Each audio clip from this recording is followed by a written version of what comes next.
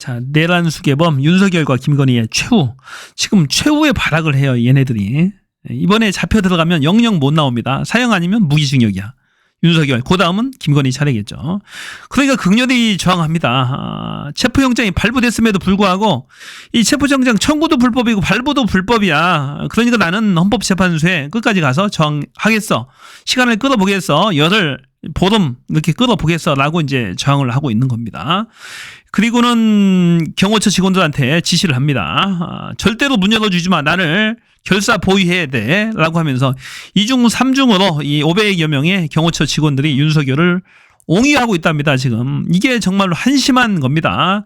그러면서 태극기 부대들은 막 몰려들고 있습니다. 이 전광훈을 의시한 이 보수 유튜버들이 다 총궐기를 해서 지금 이 수만 명이 지금 용산 관저로 모여들고 있어요. 윤석열을 옹위하겠다고 그럽니다. 그래서 큰 충돌이 예상이 되는데 다행히 오동훈 공수처장이 아침에 성명을 발표했습니다. 법과 원칙에 따라서 정확하게 윤석열을 체포해서 구속하겠답니다. 다행이에요, 그나마. 여태까지 물탱이처럼 있다가 이제 정신을 차렸습니다. 이 발포 명령까지 했다는 게 검찰에서 발표됐잖아요. 이제 오동훈 오동훈 공수처장도 정신 차릴 때가 됐죠. 정신을 차렸어요. 그러면서 이제 경호처에 공문도 발송해서 권리행사 방해와 특수공무집행 방해죄로 처벌할 수 있음을 경고했고, 바리케이트 치지 마, 철문도 치지 마. 그러면 너희들은 체포영장 집행에 응하지 않는 거야. 그것은 특수공무집행 방해야라고 얘기합니다. 7년 반 이하의 징역형이죠. 그뿐만이 아닙니다. 이게 내란이 아직도 진행 중이에요. 내란범을 지금 내란죄 공동실행자가 될 수 있어요. 내란 선전, 내란 부하 수행자가 될 수 있어요. 내란죄는 이 결과 발생 요하지 않습니다. 상태범이에요. 위태범. 그렇기 때문에 지금도 내란 상태로 볼 수 있는 겁니다. 내란이 지속적인 상태에서 이 내란 수개범을 잡는 것을 방해하는 것은 이 범인 도피 은닉죄가 될 수가 있고, 내란죄의 이 부하 수행자가 될 수 있어요. 내란의 공범이 될 수도 있습니다. 정말로 큰 죄입니다. 경호처 직원들 정신 바짝 차려야 돼요. 자, 그래서 그럼에도 불구하고 이 극렬히 저항할 거거든요, 여러분들이. 그래서 체포영장에 문구가 하나가 들어가야 돼요. 특이한 문구. 보통 체포영장에 들어가지 않는 새로운, 완전히 새로운 문구가 있다는데 놀랍습니다. 볼게요. 그 문구가 보니까 형사소송법 110조와 111조의 적용을 배제한다. 예외도 한다. 이거예요. 110조는 보니까 군사상 비밀을 유한 데는 압수수색할 수 없어. 이거예요. 책임자 승낙 없이는 안 돼. 압수수색할 수 없어. 그리고 111조는 공무상, 직무상 비밀에 관한 것은 압수수색 못해. 이 조항인데 이 조항을 예외로 한다. 그러니까 무조건 잡아오라고 판사가 허락을 해준 거야. 무조건 잡아와. 쟤는 내란 중대범죄야. 무조건 잡아와라고 이제 판사의 허가서 체포해와. 그리고 구속해, 이겁니다. 이게 미리 예상을 한 거죠. 극렬히 저항할 것으로 판단을 하고 이 공수처에서 이 판사하고 해서 작업을 한 겁니다. 그래서 완벽하게 체포영장을 받아왔다. 윤석열은 꼼짝없이 잡힐 수밖에 없다라는 법원에서 얘기입니다. 발부받은 윤석열 대통령에 대한 수색영장에는 경호처의 반발을 무력화할 수 있는 강력한 예외 조항이 적시된 것으로 확인됐습니다. 서울서부지법이 어제 발부한 수색영장에는 해당 영장의 경우 형사소송법 110조와 111조 적용은 예외로 한다는 문구가 명시됐습니다. 아주 좋아요. 그동안 대통령 경호처는 군사보안시설인 관저에 대한 영장 집행에 강력 반발하며 군사상 비밀과 공무상 비밀, 항상 이걸로 막았거든요. 군사상 비밀이니 뭐 공무상 비밀이냐면서 압수수색을 막았었어요. 이놈들이. 해당 형사소송법 조항을 이제는 안 된다. 이번 영장은 이런 이유로 거부할 수 없다고 못 박은 겁니다.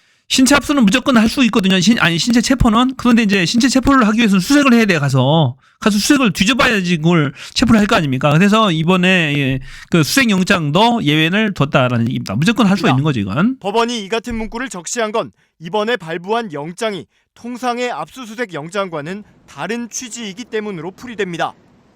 해당 영장은 증거물을 확보하기 위한 것이 아니라 윤 대통령이 체포에 불응하며 체포. 관저 안에서 나오지 않을 경우 그의 소재를 파악하기 위해 그렇죠.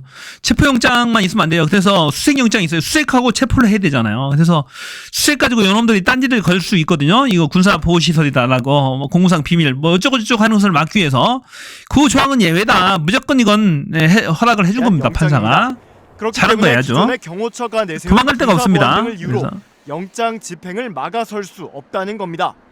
애초에 군사보안 이건 시설에서 예외가 없다. 체포 영장을 집행하는 경우 자체가 거의 없기 때문에 이 같은 문구가 영장에 적히는 것도 상당히 이례적입니다. 누가 대통령이 반란할 줄 알았겠냐고. 앞서 법조계에서는 윤 황당한 대통령이 일이죠. 이번에도 군사상 비밀이나 공무상 비밀 등을 이유로 대며 체포에 불응할 수 있다는 관측이 제기됐는데 경호처 측이 해당 조항의 근거에 체포를 막아선다면 물리적 충돌이 벌어지는 것 아니냐는 우려도 적지 않았습니다.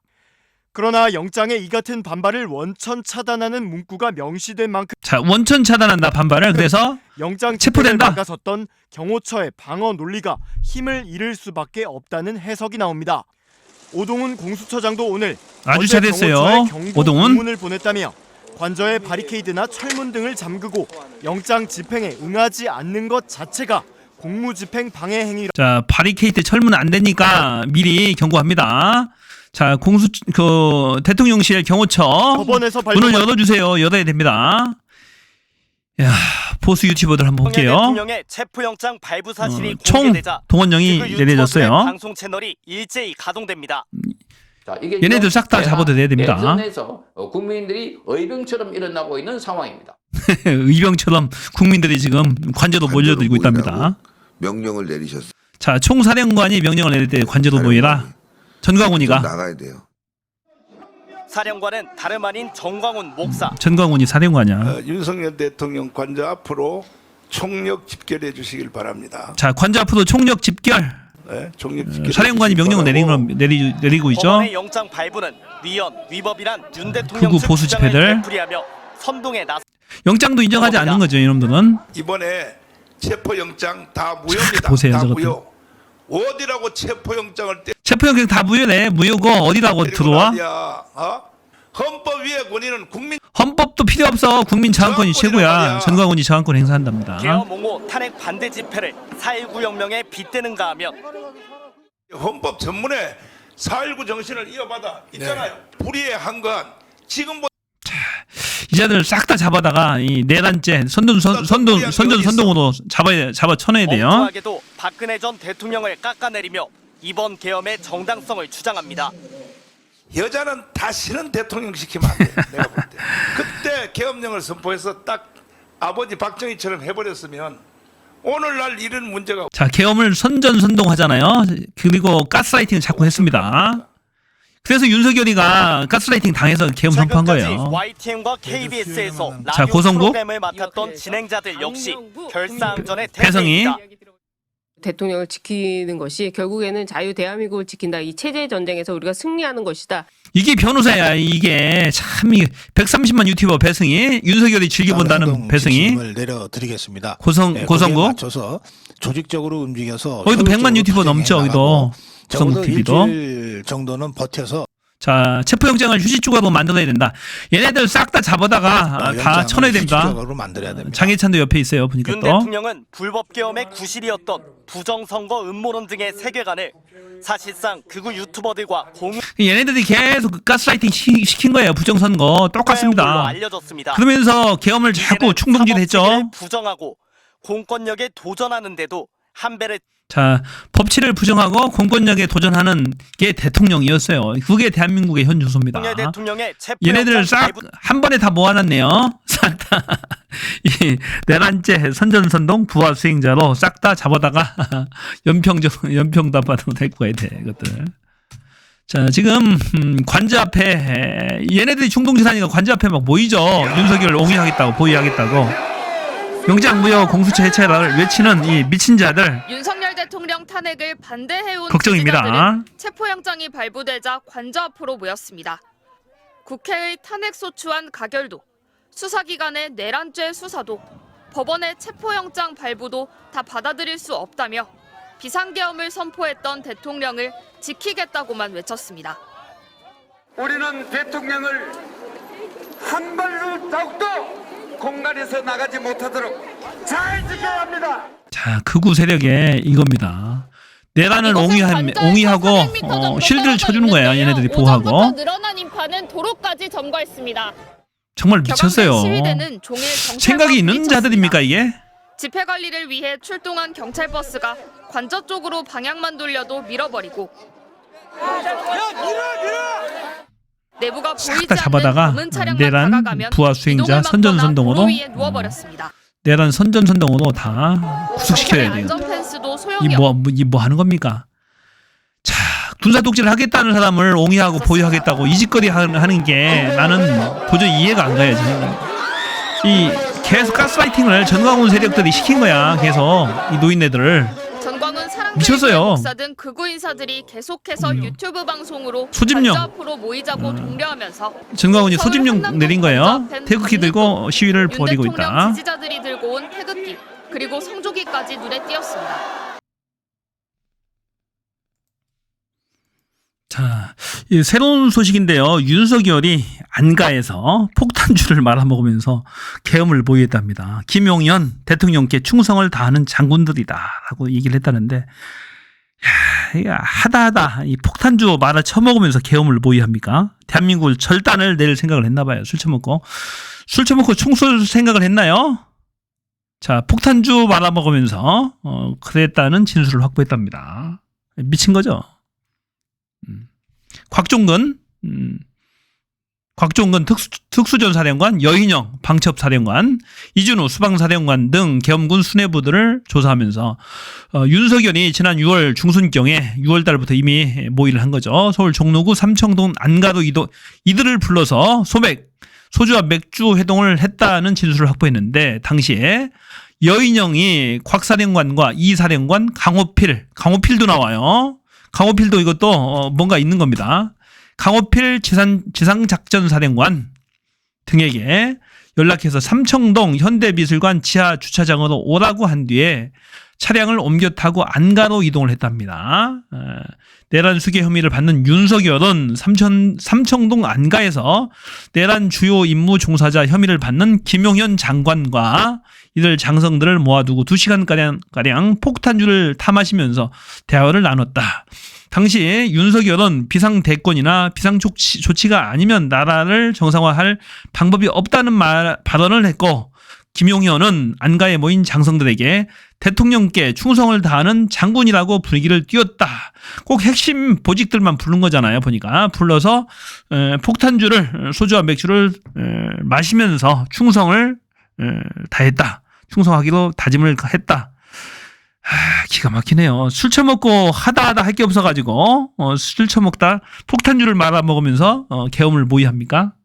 그러니까 예전부터 이미 오래전부터 이 계엄을 모의했다는 증거예요. 대법원장 조희대. 모든 권력은 국민으로부터 나오고 공무원은 그 봉사자다라고 해서 이 국민을 강조합니다. 이 국민은 누굽니까? 국민을 대표하는 사람이 국회예요. 국회 말을 잘 들으라는 거야, 얘기는. 모든 권력은 국민으로부터 나오고 공무원은 국민 전체에 대한 봉사자며 국민에 대한 책임을 진다라는 얘기입니다. 최상목한테 하는 얘기예요. 국회 말 제발 좀 잘 들어. 지금의 말하는 국민은 국회밖에 없는 거야. 대통령은 직무 정지잖아요. 국민을 대신할 수 없잖아. 대리할. 오직 국회밖에 없어요. 지금은 그 얘기입니다. 간접적으로 돌려서 얘기하는 거예요. 공무원들은 국민의 말을 잘 들어. 그 얘기는 국회 말을 잘 들으라고 충고를 하고 있는 겁니다. 자, 유시민 작가의 오늘 강의가 화제인데요. 정말로 유시민 작가 정말로 멋져요. 현재 상태를 암세포에 비유를 합니다. 현재 내란 쿠데타를 암세포와 정확하게 매칭을 해서 비교를 하는데 저도 깜짝 놀랐습니다. 한번 들어보세요. 유시민 작가 정말로 작가입니다. 뛰어난 작가예요. 어쩜 그 비유 표현을 잘하나요? 어떻게 하면 최대한 빨리 이 내란이라고 하는 이 병을 완치시킬 것이냐. 어떻게 하면 빨리 많은 의도가 됩니다. 이 한번 문제입니다. 그런데 그걸 제거하기 끝까지 위해서 들어봐 이 주세요. 걸림돌들이 굉장히 많거든요. 그래서 이 걸림돌들을 오늘 다 하나하나 박살을 또 내야 돼요. 네. 그리고 이해하지 못하는 현상들 이런 부분들도 오늘 확실하게 파악을 해야 앞으로 우리가 또 예방이 가능합니다. 좋습니다. 네. 어떻습니까, 작가님? 일종의 병인데 사회가 앓는 병 같은 건데 이 병이 난치병이에요.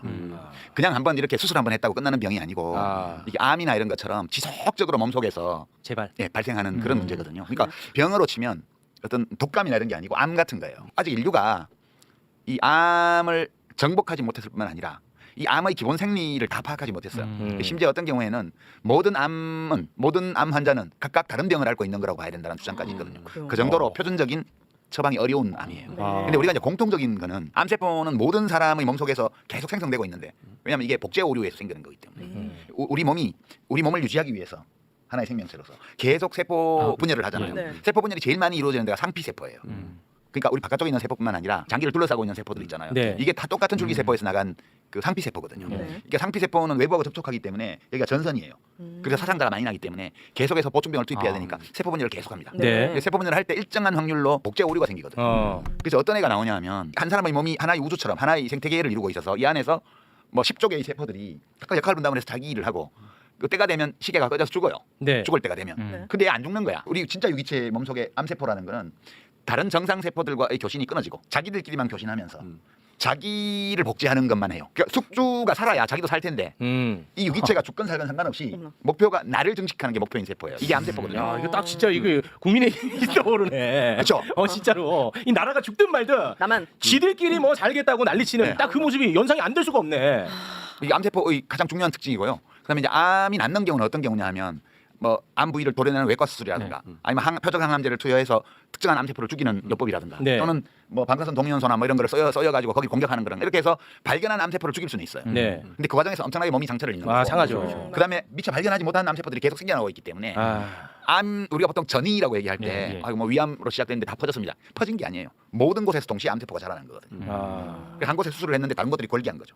그랬을 때 우리가 이제 전이됐다고 얘기를 하고 그 스테이지를 4개로 나누는데 암을 그 스테이지 3B 그러니까 3단계의 B 후반부 그때부터를 암이라고 그래요.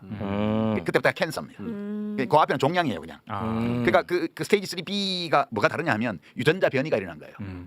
유전자 변이가. 근데 그때부터 진짜 암이거든요 이게. 그런데 지금 우리 사회를 이렇게 보면 이게 박멸이 안 돼요. 왜냐하면 끊임없이 사람이 새로 태어나고 그렇지. 새로 성장 새로운 세포들이 생기는 거죠. 맞아. 그래서 지금 보면 뭐 나이 많은 국회의원이라고 해가지고 더 이상하고 젊다고 아주 훌륭하고 이게 아니더라 이거야. 아니요. 아주 젊은 암세포도 많아요. 나 이번에 많이 봤잖아. 더 빨리 전이 돼가지고 더 썩었어. 나 많이 젊은 정치. 봤잖아. 아유 너무 실망스럽지. 그러니까 우리가 세상을 살아갈 때 우린 전부 다 자기중심적이죠. 이기적이죠. 그렇죠. 내가 사는 게 제일 중요하죠. 그렇죠. 그렇지만 동시에 내가 하는 이 일들이 다른 사람과 사회에 어떤 영향을 줄지도 생각하잖아요. 하죠. 그걸 생각해요. 네. 그러니까 이거를 우리 칸트 선생님의 말에 따르면 그냥 안 돼요 우리가. 그러니까 자연이 우리에게 준 능력이에요. 이래요. 이게 아는 게. 그러니까 맞아. 모든 사람이 내가 하는 것처럼 한다면 세상이 어떻게 될까? 이거를 생각하게 되고 모든 사람이 나처럼 한다면 세상이 엉망될까? 이러면 그런 일을 회피하게 된대요. 그런 본능이 우리에게 있대요. 그래. 자연이 우리에게 준 본성이래요. 그게. 그래. 이걸 도덕법이라고 그러거든요. 배우지 않아도 안다고 했어요. 칸트 네. 선생님은. 근데 진짜 그런 것 같아. 여러 가지 이제 문화인류학의 연구 결과를 보면 모든 문명권에서 서로 교류가 없이 거의 비슷한 도덕률을 발전시키거든요. 그렇다는 거는 우리 모두 그걸 갖고 있다는 뜻이에요. 네. 근데 안 그런 사람들이 이제 복제 오류야. 오류. 안 그런 사람들이 일정한 비율로 있는 거예요. 그래서 세상이 망하든 말든 나만 이익을 얻으면 돼. 이게 유전자 변이가 일어나는 세포거든요. 결국 지들도 죽는다는 걸 알아야 되는데. 세포들이 서로 협력해서 하나의 유기체를 살려나가는 것처럼 인간도 각자 자기중심적으로 살아나가지만 나를 위해서 살아나가지만 동시에 내가 뭐 소속해 있는 우리가 사회적 동물이니까 내가 속해 있는 공동체가 훌륭할 때 나의 삶도 훌륭해질 가능성이 더 높다는 걸 알거든요. 그렇죠. 그래서 생각하는 거예요. 나에게 이익이 된다 하더라도 이것이 세상 모두가 나처럼 하면 나라가 망할 거야. 이러면 그거 안 하려고 그래요. 네. 근데 이거를 막 하는 자들이 유전자 변이가 일어난 암세포예요. 지금 내란 세력의 행동 양식을 보면 딱 이거예요. 네. 맞아. 서로가 서로를 피해를 줄 수 있지 않나? 이 복제 오류가 난 집단들은. 자기들끼리는 교신이 잘 돼요. 아 그래 자기네들끼리 또 딸딸 또 자기들끼리는 엄청 커지잖아. 우리끼리는? 그래 빠른 속도로 커져. 어느 한쪽에 싹 도려내면 다른 쪽이 막 성장해요. 와, 그 이거 없애려면 어떻게 해야 돼요? 심지어는 표적 항암제가 들어오거나 이러면 네. 그죠? 이제 어떤 암세포의 특징들을 찾아가지고 그런 특징을 가진 애를 잡아먹으라고 항암제를 들여보내잖아요. 네. 그럼 얘가 그걸 싹 감추고 정상 세포인 것처럼 싹 숨어요. 그렇지. 그리고 항암제가 계속 들어오는 동안에는 가만히 엎드려 있다가 네. 눈치 싹 보다가 항암제가 더 이상 안 들어오면 다시 나타나서 알겠지. 한덕수? 뭐야? 어떻게? 뭘 너무 야 이렇게 비유할 때는 신경되지 마. 알겠어. 네네. 비유할 때는 각자 국무위원들이 막 떠오르고 막 그러니까. 떠올라. 진짜. 아니 나라가 막 지금 망해가는데 그 조폭들처럼 다발로 나와가지고 와, 난 기자회견하고. 거기서 진짜 짜증이 너무 많이 났었거든요. 그러니까 우리가 1979년, 80년 그때 한번 이 병이 걸렸잖아요. 우리가. 그렇죠. 그 전두환 정권이라는 게 그때가 암이 들어차가지고 막 그 민주주의 시스템이 다 무너지고 독재가 횡행하고 부패가 짝도 이랬던 시기가 있었어요. 네. 그걸 우리가 6월 항쟁으로 극복해냈잖아요. 5.18 광주에서는 했는데 면역세포 힘이 부족해갖고 암세포한테서 잡아먹혔어. 그래갖고 7년 동안을 싸운 끝에 드디어 면역세포들이 힘을 키워가지고 6월 항쟁으로 그걸 뒤집어 엎어서 몸을 회복하기 시작한 거예요. 네. 그런데 지금 40년이 넘게 지나가지고 그러니까. 다시 그 병에 덜컥 걸렸는데 건강한 사람도 암에 걸려요. 그렇잖아요. 그렇죠. 나 감기도 한 번 안 걸려 이랬던 사람이 암에 덜컥 걸리기도 해요. 그래서 우리가 2년 반 전에 대통령 선거를 할 때 덜컥 걸렸네. 발암물질에 노출이 돼가지고 발암물질은 이제 소위 레거시 미디라고 말하는 언론들이야. 내가 보기에는 발암물질에 노출이 돼서 암세포를 못 알아보고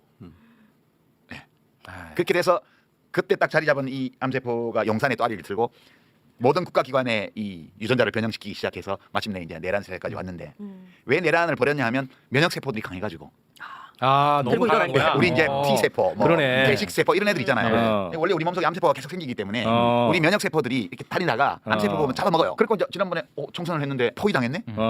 그리고 이제 아무것도 못하게 됐어. 그러니까 발작적으로 몸을 키워가지고 가용 자원을 다 동원한 게 군대를 동원한 거지. 근데 면역세포들이 엄청 활발해갖고 막 그 밤에 막 개헌군보다 더 일찍 국회를 둘러싸가지고 막 탱크 앞에 다 맞고 이렇게 해가지고 실패한 거예요. 그러니까 지금 우리가 권리했다가 실패한 암세포 조직을 박멸하는 찾아내서 지금 없애는 단계에 와 있는 거예요. 이제 우리 이제 체포영장이 발부됐다면 제일 큰 암종이 자리 잡고 있던 데를 도려낼 수 있는 수술에 지금 착수한 거고. 명의 외과 의사 나타난 거야. 근데 말씀 또 들어보니까 그래도 우리 몸이 건강했다. 그렇네. 건강하진 않았는데 병에 걸렸어요. 몸의 균형이 파괴됐어요. 근데 면역 체계가 살아있었던 거죠. 그렇지. 그러면서 이 면역력을 복구를 해가지고 역공을 펼치기 시작해서 고립되니까 발악을 했다가 지금 더 이제 죽게 생긴 거지. 네. 이거는 이제 완전히 뿌리 뽑는 건 불가능해요. 왜냐하면 다 지금 분리하니까 이렇게 숨기고 친위 쿠데타니까 모든 권력기관에 공범이 다 있을 거 아니에요. 그렇습니다. 내가 공범이라고 나오면 맞아 죽으니까 지금은 전부 아닌 것처럼 다 감추고 숨는 거예요. 네. 그렇게 돼 있어서 다 뿌리 뽑기는 되게 그래도 이제 암에 한번 걸렸다가 완치가 되면 내가 한번 걸렸기 때문에 몸 관리를 잘하거든. 그리고 구석구석 검사를 잘한단 말이야. 그렇죠. 4년에 한 번씩 검사하는 거지. 그러면 한 번도 안 걸린 사람보다 오히려 또 장수하는 경우도 있어요. 네, 그럼요. 우리가 그쪽으로 가면 됩니다. 관리 잘하면 돼요. 그런데 그 암세포들도 이거 너무 강해. 이때 나가면 안 돼. 이래서 못 나오게 딱 막아야지. 그렇습니다. 세게 잡아가지고. 네. 그래서 이번에 자, 이 윤석열과 이 내란 쿠데타 세력 일당들, 국힘 세력들, 얘네들을 암세포와 정확하게 매칭이 되는 것 같아요. 비유가 정말로 좋습니다. 암세포처럼 숨었다가 꾸물꾸물 일어난다. 이번에 완전히 박멸을 했으면 좋겠습니다. 정말로 위로가 됩니다. 유시민 작가 정말로 대박이에요. 자, 여기까지입니다.